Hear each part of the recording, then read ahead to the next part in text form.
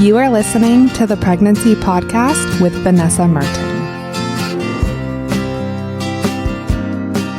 Hello, and thank you for tuning into the Pregnancy Podcast. In today's episode, we're talking about why swelling happens during pregnancy and, importantly, how you can find relief. The medical term for swelling during pregnancy is edema, and this affects the vast majority of expecting moms. Swelling in your legs, your feet, your ankles is usually pretty normal and nothing to worry about, but it could occasionally signal something more serious, like preeclampsia or a blood clot. This episode will explain why swelling during pregnancy happens, what you can do to prevent and treat it, and the warning signs that mean you should call your doctor or midwife. I'll also cover some related issues like carpal tunnel and varicose veins, why swelling can actually get worse right after you have your baby, and how to handle swelling when you travel. For the full article and resources for this episode, visit pregnancypodcast.com/swelling. Pregnancy comes with a long list of annoying symptoms. And when you search online for answers, you often find advice that is vague or contradictory. That can be really frustrating. And that's what I aim to solve with the Pregnancy Podcast. Join Pregnancy Podcast Premium so you can get ad-free content and every single episode. So no matter what symptom you're trying to find answers for, there's an episode ready for you to hit play. Check out Pregnancy Podcast Premium at pregnancypodcast.com/premium. Zoller goes above and beyond in formulating their prenatal plus DHA. It's made with high-quality ingredients like the active form of folate, bioavailable iron, and essential nutrients like omega-3s. In July of 2026, save 40% on Amazon with the code ZPrenatal40. And you can always check for the current promo code at pregnancypodcast.com/vitamin. From skincare to treating common symptoms like stretch marks with clinically proven ingredients, 8 Sheep Organics has you covered. Every product comes with a 100-day happiness guarantee. Try it risk-free, and if you're not 100% happy with your purchase, simply send them an email and they'll get you a refund, no questions asked. Check out 8 Sheep Organics and save 10% when you go to pregnancypodcast.com/8sheep. Swelling during pregnancy is most common in the 3rd trimester. Normal swelling, that's known as physiologic edema, occurs when fluid collects in your tissues. In your legs and feet, it can also be called peripheral edema. Swelling can also show up in your hands. You may notice this if your rings stop fitting on your fingers. Edema can also come with numbness, tingling, or an achy feeling in your legs and feet. Plus, let's be honest here, nobody loves the look of having swollen feet and ankles. As many as 80% of pregnancies involve some lower limb swelling. So if this is happening to you, you are definitely in good company. Swelling tends to build as pregnancy progresses. Remember, it's most common in the 3rd trimester. The good news is that for most expecting moms, it does resolve on its own in the weeks after birth. There's several normal changes during pregnancy that all work together to contribute to swelling. The first is fluid. Your body produces up to about 50% more blood and fluid to support your growing baby. That extra volume has to go somewhere, and some of it settles in your tissue. The second reason is pressure. As your uterus grows, it presses on the blood vessels in your pelvis and legs. And this pressure slows down circulation and causes blood to pool in your legs, ankles, and feet. The third reason is hormonal. Some of the elevated hormones during pregnancy actually soften the walls of your veins, which means that they don't work quite as efficiently at moving blood back up towards your heart. On top of all of the physical changes during pregnancy, your environment and your diet can also add to edema. But the good news is that these are things that you have some control over. So let's tackle those. First is heat. Hot weather can worsen swelling. This is why edema is often more noticeable in the summer months. So watching your heat exposure and staying cool can help both prevent and reduce swelling. If your legs or feet are already swollen, an ice pack or a cold compress can help give you some relief. Another thing that plays a role is your diet. Sodium and potassium are two main electrolytes in your body, and these work together to help you regulate fluids. When your sodium is high, it can throw the balance off. To help your body out, you can watch how much sodium you're eating and add more high potassium foods. Processed foods tend to be highest in sodium, so that's a really good place to start if you want to just cut out processed foods. And you can increase your consumption of foods high in potassium. Potassium isn't included in your prenatal vitamin, and that's because it's something that you should be getting from your diet. The foods that are highest in potassium are avocados, beets, bananas, sweet potatoes, spinach, watermelon, and potatoes. During pregnancy, it's unlikely that you're drinking large amounts of caffeine. It's still worth knowing, though, that caffeine is a diuretic. That makes you urinate more often, which can leave you mildly dehydrated, and dehydration on its own is a contributor to swelling. When your body senses that it's short on fluid when you're dehydrated, it actually holds on to as much as it can, which can contribute to swelling. And we will talk about staying hydrated. The good news is that there are a lot of simple adjustments that can help prevent and reduce swelling during pregnancy. Most of these are free and easy to incorporate in your day. So if you only remember a few, the highest impact moves are elevating your feet above your heart, moving regularly instead of sitting or standing for long stretches, staying hydrated, and using compression when you need it. Everything else really builds on these concepts. Let's start with elevating your feet. The easiest way to reduce swelling in your feet, ankles, and legs is to elevate them as often as you can. Ideally, you want your feet above the level of your heart. That helps the fluid that is pooled in your lower body move back towards your pelvis. Of course, if you work at a job that keeps you standing or sitting for long stretches, propping your feet up is not always realistic. If you usually stand for long periods at work, you may want to ask for a seat. If you're sitting down all day, avoid crossing your legs. That can actually restrict blood flow. Propping your feet up on your desk may not go over too well at your office, but even putting a small stool or a box under your desk can raise your feet enough to be helpful.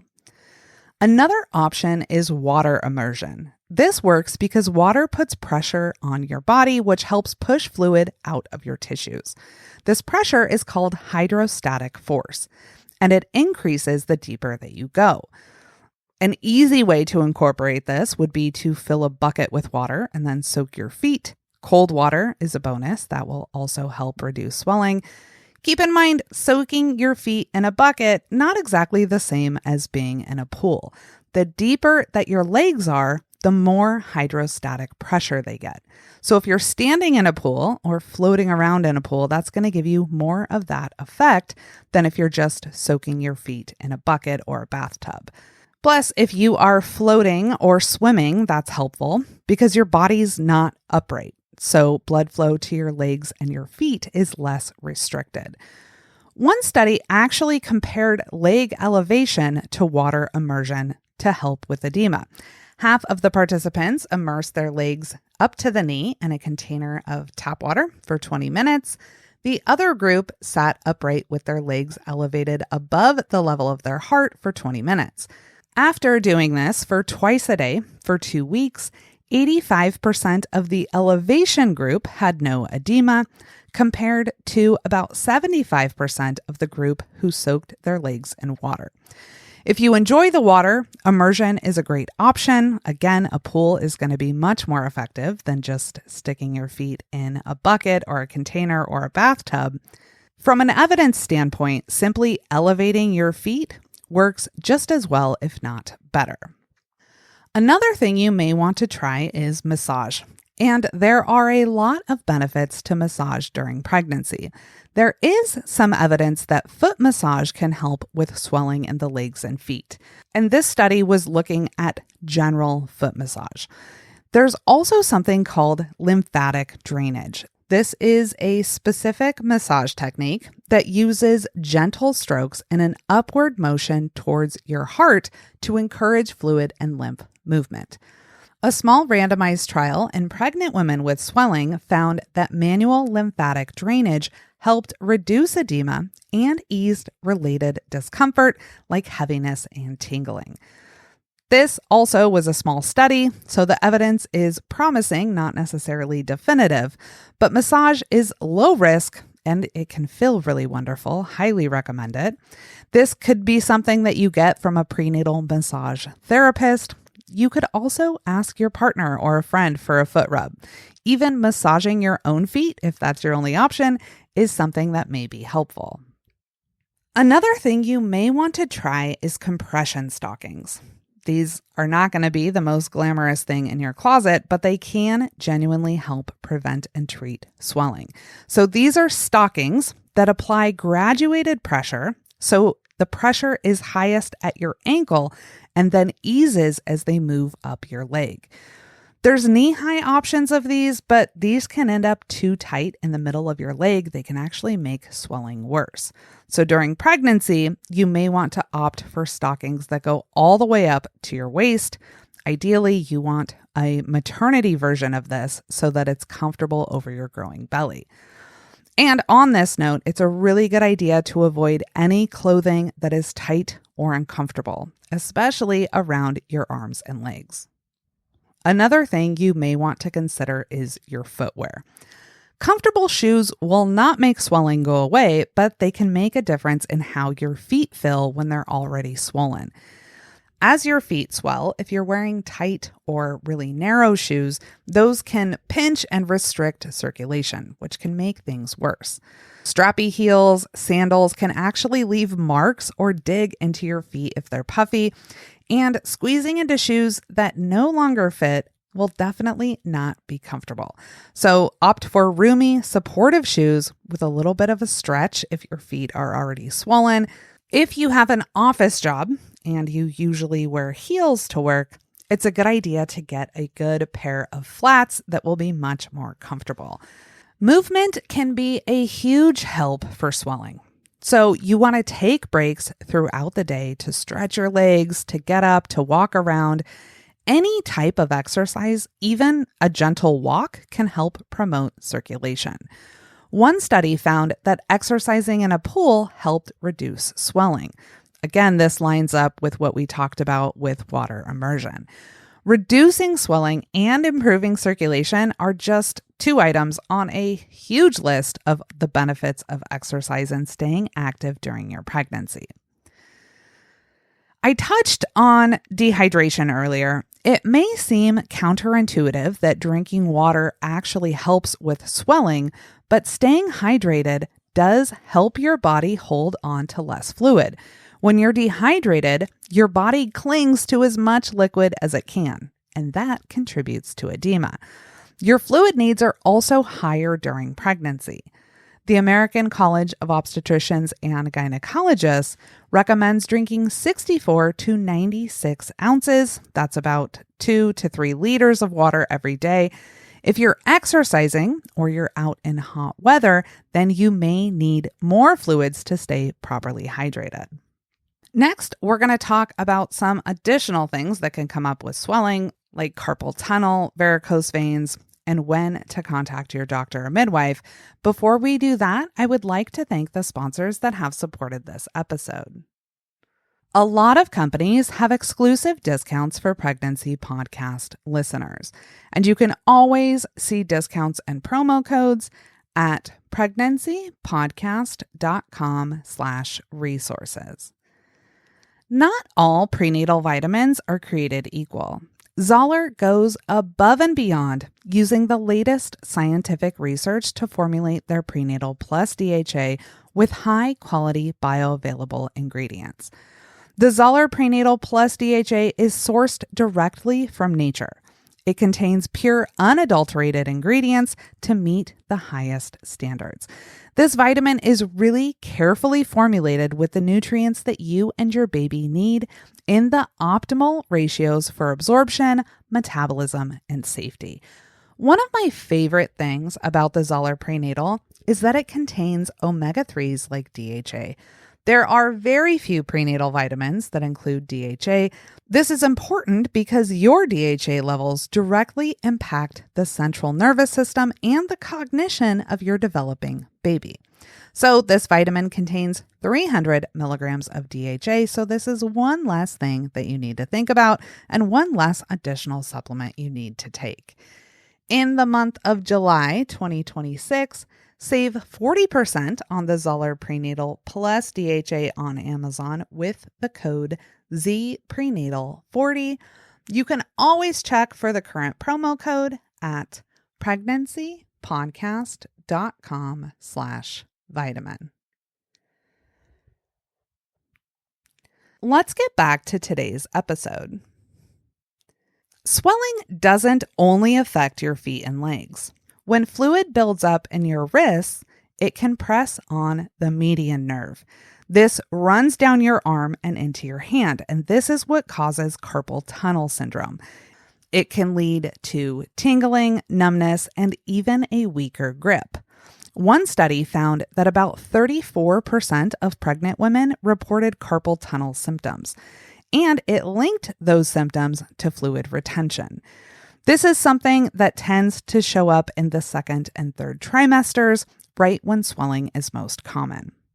If you're dealing with carpal tunnel, anything that helps with overall swelling will help here too, because less fluid in your wrist means less pressure on that nerve. You can wear a wrist splint at night. That's one of the most effective things you can do. That's because when you sleep, you may naturally curl your wrists. That actually narrows the space that the nerve passes through and can make symptoms worse. A splint will hold your wrist straight so that space stays as open as possible. Ice can also help ease the pain because it can calm the swelling that's compressing that nerve. Gentle stretching of your hands and wrists can help keep the nerve and the tendons moving. Overall, the evidence for wearing a splint at night is stronger than using ice or stretching and moving your hands, but all of these are low-risk interventions and worth trying. If you spend a lot of time at a desk or at a computer, take breaks, and you may want to adjust your keyboard or your chair so that your wrists are not bent while you're typing. The good news is that pregnancy carpal tunnel almost always goes away on its own after you have your baby and swelling resolves. The same changes that cause swelling can also lead to varicose and spider veins. Your increased blood volume, the pressure from your growing uterus on the veins in your lower body, increased levels of progesterone that relax your blood vessels can all make your veins work harder. Spider veins are the tiny red or bluish veins that usually appear on your legs. These are painless. Varicose veins are larger. They can bulge out and feel uncomfortable. Hemorrhoids are actually varicose veins that show up in your rectum. That's another symptom, unfortunately, that is common during pregnancy. Varicose veins also have a strong hereditary component. So if this is something that your mother got, you are more likely to get them as well. Again, good news here. Same habits that reduce swelling can also help with these veins. Anything that promotes blood flow can improve their appearance. So avoid standing for long periods or sitting with your legs crossed. Prop your feet up when you can. One other thing is the position that you sleep in may matter as well. Sleeping on your left side can ease pressure on your vena cava. This is a large vein that helps blood flow from your lower body back to your heart. And everything else we've talked about, staying hydrated, exercising, these are all helpful as well. Like swelling, spider veins and varicose veins usually improve in the months after you have your baby. If these are something that do stick around, You could potentially talk to your doctor or a dermatologist about treatments like laser therapy. There are some options for veins that do not fade on their own. One thing that may have crossed your mind as we're talking through this episode is whether a diuretic, sometimes called a water pill, could help drain that extra fluid. Over-the-counter water pills, these are sold under brand names like Diurex, Aquaban. They're marketed for bloating, puffiness, and water weight, often around the menstrual cycle. So this could be something natural to consider when your ankles are swollen and uncomfortable. For normal pregnancy swelling, this is not something you should reach for. Diuretics are not routinely recommended during pregnancy. They don't fix the underlying cause of physiologic swelling, and they shrink your plasma volume, so they can actually work against you. So for this reason, diuretics or heavily salt-restricted diets are generally discouraged for treating normal pregnancy edema. Recommended approach, again, is all of the simple stuff that we've talked about so far in this episode. And as always, do not start any medication during pregnancy, even if it's something available over the counter, without talking to your doctor or midwife first. A situation in which swelling can be more common is during travel. Whether you're on a plane, sitting in a car for a long road trip, you're on a train, if you're sitting still for a long time, it lets blood pool in your legs and can make swelling worse. The same changes that cause everyday swelling also raise your risk of a blood clot, and long periods of immobility can add to that risk. The single best thing that you can do if you're traveling, if you have a long flight, if you're taking a road trip, is to take breaks, to get up and move. If you're on an airplane, an aisle seat can make it easier to stand up, to stretch, to walk around. On a road trip, take breaks. Stop for a snack, get out, take a walk. And if you're having long periods of immobility, you want to stay hydrated. That helps with both swelling and blood flow. And do not wear tight clothing. You want to wear clothing that's comfortable. One thing that may be especially helpful if you have a travel day is compression socks or stockings. Although if you are going to try these, try them on ahead of time. Make sure they fit well and they're not cutting off your circulation. If you have a long flight coming up, or if you have a history of blood clots, that's definitely a conversation worth having with your doctor or midwife before you travel. So far, we've covered a lot on swelling during pregnancy, but one thing that can catch a lot of new moms off guard is that swelling could potentially get worse in the days after you have your baby. Part of this is the fluid that your body has been holding all along, just working its way out. And if you receive IV fluids during labor, that can also contribute to it. And IV fluids are very commonly used, especially in a hospital setting. If you're overhydrating through an IV, that can cause edema, and it may take a few days for your body to clear that extra fluid even after your baby's born. Postpartum swelling is also common. This is normal, it's temporary, and the same strategies that we've talked about for swelling during pregnancy also apply here. For most women, if this happens, it eases within the first week or so. Normal swelling is a common pregnancy symptom, and it's usually harmless, although it still can definitely be uncomfortable and annoying.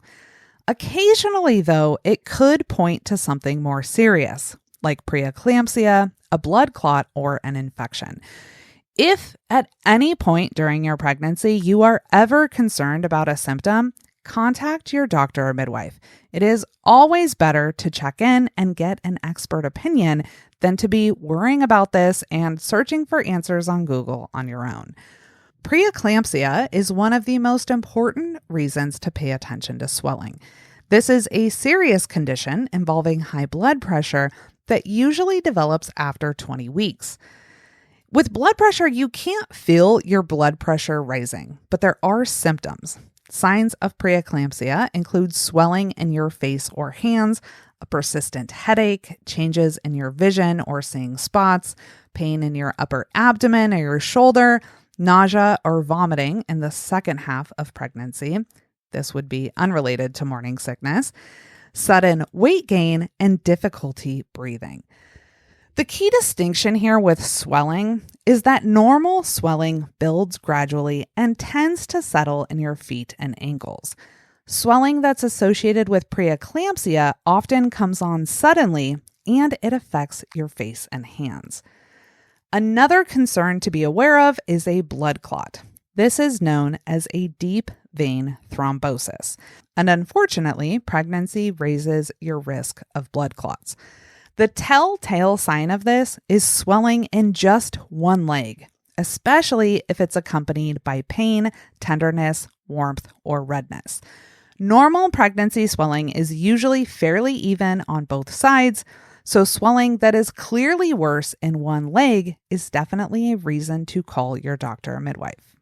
So the main signs that swelling could be something more serious and that you should reach out to your care provider is swelling in your face or around your eyes, or sudden swelling anywhere, especially if it is combined with other symptoms like headache, vision changes, nausea, upper abdominal or shoulder pain, sudden weight gain, or shortness of breath. Those are all signs of preeclampsia. Again, if you have more swelling in one leg than the other, especially with pain, tenderness, warmth, or redness, that could be a sign of a blood clot. Any swelling that comes with chest pain or difficulty breathing, if you have a red, warm, tender area of swelling, that could be a sign of infection.